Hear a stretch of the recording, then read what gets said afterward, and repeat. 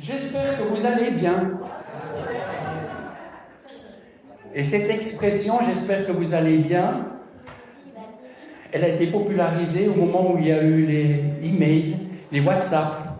On ne pouvait plus dire comment vas-tu puis avoir une réponse. Alors on a dit j'espère que tu vas bien. Et puis c'est devenu viral. Maintenant, on le dit partout. Mais on ne va pas forcément bien, hein, parce qu'on nous le dit. Et je pense la semaine passée, pour les Israéliens, ils n'allaient pas très bien. Ils se sont sentis trahis, un coup de poignard dans le dos, suite donc au mémorandum entre les États-Unis et l'Iran.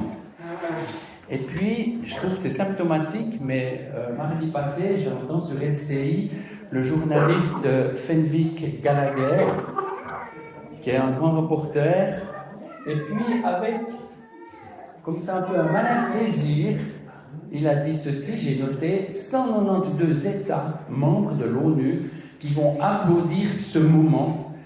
Il y en aura un seul qui sera absent et en colère, c'est Israël. Et je me suis dit, c'est symptomatique parce que 192 membres de l'ONU, ça veut dire le monde entier. Et là, ça interpelle. Et puis, quelques jours plus tard, j'entends sur une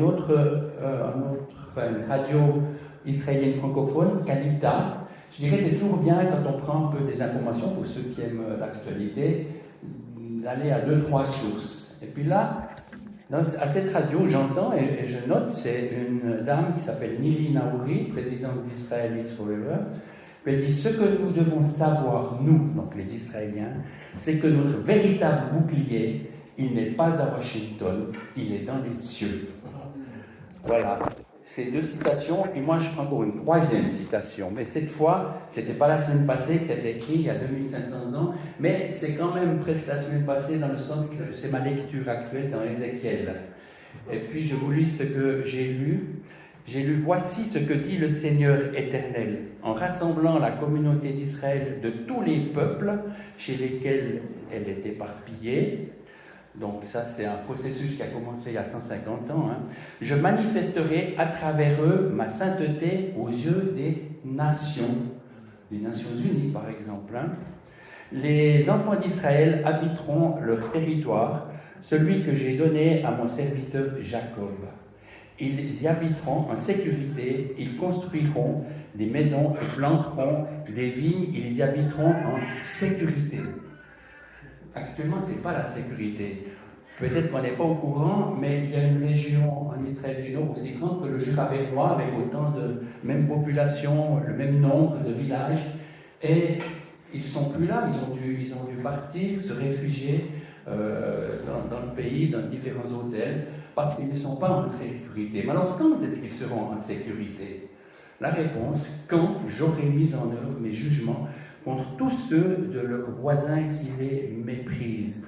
Donc, les voisins, ce n'est pas le mot voisin en hébreu, c'est le mot saviv, c'est un peu tous ceux qui sont autour, mais le monde entier finalement. Hein. Quand le voisin qui les méprise, le mot est plus fort que mépriser, c'est qu'ils auront une haine féroce. Hein. Et à ce moment-là, ils connaîtront, mais qui ils? Israël. Ils connaîtront alors que je suis l'Éternel, leur Dieu. Et le Dieu d'Israël, c'est aussi le nôtre. Parce que Dieu nous a fait la grâce finalement, de toutes ces bénédictions. Les bénédictions que nous lisons, elles sont aussi pour nous, si nous venons dans un esprit d'humilité. Et voilà.